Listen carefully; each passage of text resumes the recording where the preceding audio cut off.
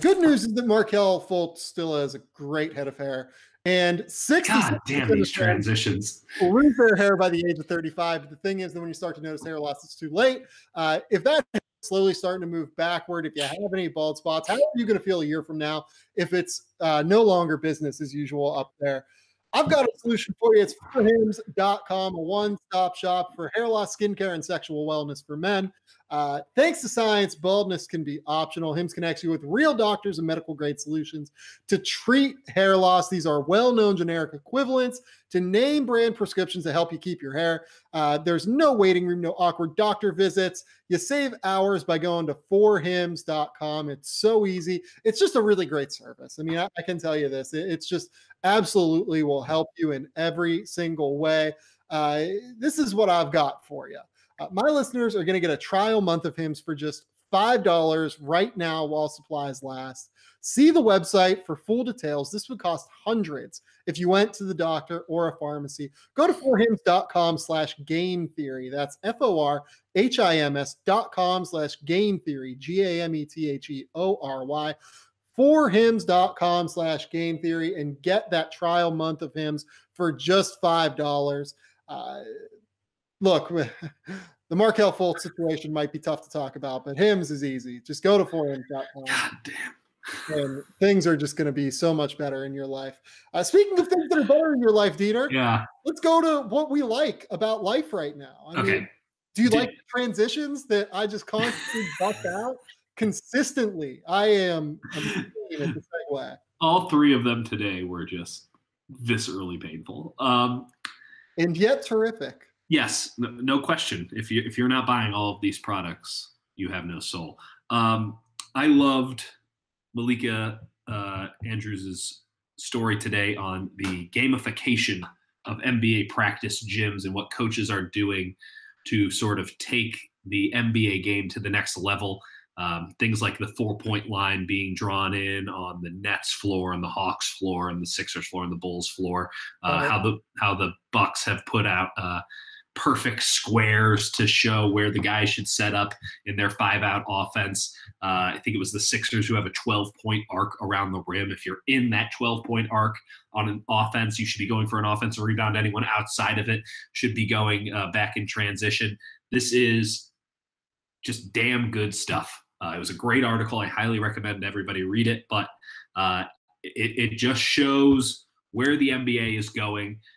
It's not haphazard. Let's shoot more threes. Let's, do all this stuff. There is a science to it now. It may or may not work. We don't know. It's a little bit of faux, but at the same time, it's really cool to see teams try to push this new style of game. And now we're seeing a little bit of the zag too. A lot of teams slowing it down, trying to get more guys in the post. But I love the gamification stuff, and it was really interesting. In watching the games now, you can sort of notice, like, hey, there's a reason that the Bulls are shooting a lot of corner threes. It's because they super value that during practice to the point where they've painted in that corner, and it makes it easier for guys to sort of value that spot. It's good stuff. It's clever coaching. Everybody has their own different version of this around the league, but getting the background on how it took 90 minutes for the Bucks to put the perfect squares on the court for the 5-out offense. Then the next time you see Giannis take the ball down the court and go right for a dunk, you'll notice guys are standing in the exact spot those squares are. Trae Young with the spacing and the Steph Curry gravity that they're trying to create down in Atlanta. It's just really interesting, good stuff, and I'm interested to see the next levels that it takes on, because this is the kind of nerd crap that I'm into. Yeah, no, I'm 100% with you there. Like this, it's just really interesting to me the way that coaches go about trying to teach their players the value of specific things. Right. The way you framed it as gamification. Like, I have not read Malika's story yet. It's fantastic. I don't even want to spoil it. It's so good. Yeah, but like I'm very interested in this because I talk to coaches and talk to and this is like on all levels, like NBA guys. I talk to college guys. Like everyone's still trying to figure out how to deal with the millennial and the right. And there's a lot of good stuff. And there's a lot of good stuff about this. To the point of the article, like our generation and guys younger than us who are currently in the league, they're they're growing up on audiobooks and tweets and 30-second blurbs on YouTube, and they're not going through paperbacks. Like the attention span is just shorter. There's more of a sort of a gambler mentality, slot machine mentality to stuff, and you got to play into that. Where are you at on reading versus audiobooking? I do both. So this is something that I kind of picked up on. I read a lot, not on my Kindle. I have a great Kindle. I have a Kindle Paperwhite, and I try to read it frequently. I end up reading a lot more just on my iPhone and just reading a book on my iPhone. I'm trying to spend less time on Twitter. I deleted Instagram, all this stuff, because it was this like slot machine, to steal my own term, where you're just constantly looking for the immediate gratification. Whereas I would rather, I'm just looking for interesting articles to read 9 times out of 10, or an interesting factoid. And I don't have to go sifting through a bunch of shit, even though I keep a pretty curtailed Twitter follower list. And I thought my Instagram was fairly decently tight. Like even then you're still sifting through shit and you're just going through it. So reading a lot more books on the Kindle, but the Kindle, if you, for like an extra $5, you can usually get the audiobook and you can kind of switch back and forth. So I've been doing that recently. I'm reading currently a book, The Club, which is sort of the formation of the Premier League. Really interesting stuff. That actually sounds amazing. Yeah. Highly recommend it. Definitely still a reader on my end, because. Do you still get actual books, or you do it on like a Kindle? Kindle. I have a Kindle that has like probably 200 books on it right now. Yeah.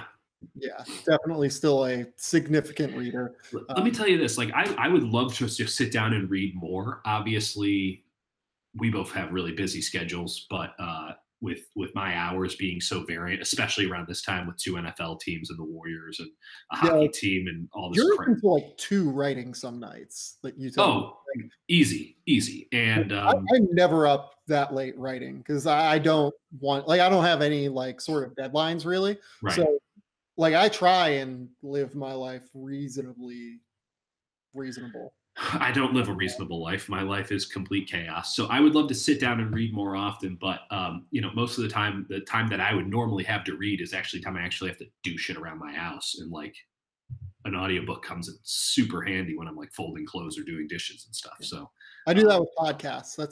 My problem is with Twitter, like I definitely look at Twitter too much. I am with you. Like I should probably delete the Twitter app off of my phone. I'm trying to, but at the same time, I want to be able to tweet. Like it's just, I put the sort of like the time limit on it, and I'm still hitting it like, give me another 15 minutes. And I'm just trying to wean it down. But see, like getting rid of Instagram was clutch, because I didn't really spend that much time on Instagram, or so I thought.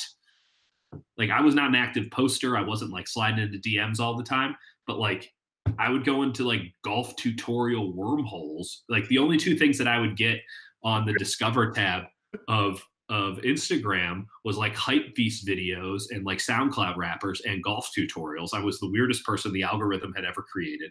And it kept winning, because I was just constantly fascinated by all this. I don't understand anything about the SoundCloud rap generation. And it was just totally fascinating. Kept learning more and more. It did not make any sense. And then, the hype beast stuff, like the shoes are cool, I guess. I can't buy any because I wear a 16, and like no one makes cool shoes in size 16. That's a problem. It's okay. It's probably for the best. I would buy too many of them. But and then cool golf tutorials, because I'd like to be better at golf, but I'm not. So it'd be nice to learn something that can help, but nothing's helping. Yeah, like my problem with Twitter is like it's not posting. Like I never, I don't, I should say never, but like I rarely post from my phone. My problem is that I'm an information junkie. Like I need to have information the second it happens. Like I need to know everything that's happening in the world at all times.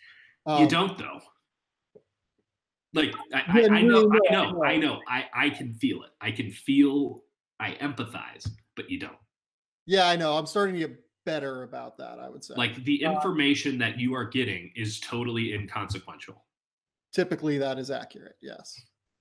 Like I have the Score app, and I'll go through the Score app and read about the NBA's news last night, and then I will Google something if I need more information on it. Like I don't need to be on Twitter all night. Like, what's the score of the Nuggets Raptors game? I'll find out. There's plenty of sources. I'll be able to piece it all together after the fact. Well, and like the other thing is too, like now I don't want to say I rarely watch live basketball, but Yeah. if it's a big game, I'll watch it. Yeah. Like I watched like Raptors Nuggets, Right. I watch important games, but like most of the time, like I'm shifting to watch Totally. them in the morning because like I can just pull up Synergy in the morning. I can get through a game in 55 minutes typically. Yeah. Easy. And you have full control over it. Right. And like I don't have to watch free throws. Like it just Yeah. like it takes all the stoppages out. Like it really does like make my life way easier. For sure. It's just like I feel like I am, if I'm not looking at Twitter, like I'm still kind of missing something. I don't know. It's definitely like some sort of mental problem that I have. We all have it. We all have it. You're not unique. And certainly I am not, I am hardly the poster child for, being offline, but I've been trying it out and I don't feel like there's been any loss at all. Yeah. I'd give it a try over the holidays, to be honest. After you go to this Vegas showcase thing, I would legitimately just like, maybe not fully delete it, but like put it like a pretty decent time limit. Well, the thing is that while I'm in Vegas to showcase, like whenever I'm at events, like people probably knows, like I rarely tweet when I'm like at games, Right? Unless it's like a UCLA game and it's really boring. But like, how often are you just on your phone? Like, oh, I have a second of boredom. Let me pretty satiate. regularly, yeah. That's what I'm saying. I'm getting rid of that. If I'm tweeting, that's different because if I tweet, then I thought it came through. That's true. And here's the thing: I feel like I'm having better thoughts now that I'm not just constantly trying to satiate myself with everyone else's thoughts. Yeah. Yeah. I would like to also. Here's another thing that I would like to do about Twitter because this is totally segued into things I don't like, but I would like to get rid of the retweet function entirely. Continue. What is the benefit of the retweet function? Continue. Like, and quote retweets. I don't care. I don't need something that you have determined needs to be on my timeline in the timeline. Like if you're retweeting people, and I have to stop doing it. This is like one of the first things I'm going to stop doing. Right now, you and I, this is a pact. I'm still going to quote tweet. I'm still going to quote tweet people. Outside of the people I have to professionally retweet, which are my coworkers on occasion, I am not retweeting shit anymore. People who like retweet the president with their snarky comment are out. People who like quote tweet a Woj report or retweet people who retweet a Woj report are out. See, like here's the thing though. I think that you overestimate the audience saturation levels on a lot of like news that breaks. I don't disagree with it. I don't disagree with that. Like Chris Harrington breaks that Austin Rivers is probably not going to sign with the Memphis Grizzlies. Fair enough. Like, but should we make a limit?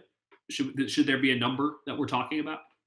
Yeah, like when Woj tweets something, like I tend not to retweet Woj just because like it's gospel. Yeah. I mean, not even that. Like, I think anyone with over like 100,000 followers, just don't retweet them. I think that the news media, like 100,000 is like not a huge number. I agree, but they you know what they would just saying. This hasn't been fully thought out yet, but I would think that the news media landscape would be a lot better. I'm telling you this, it would be a lot better if the retweet function didn't exist. Oh man.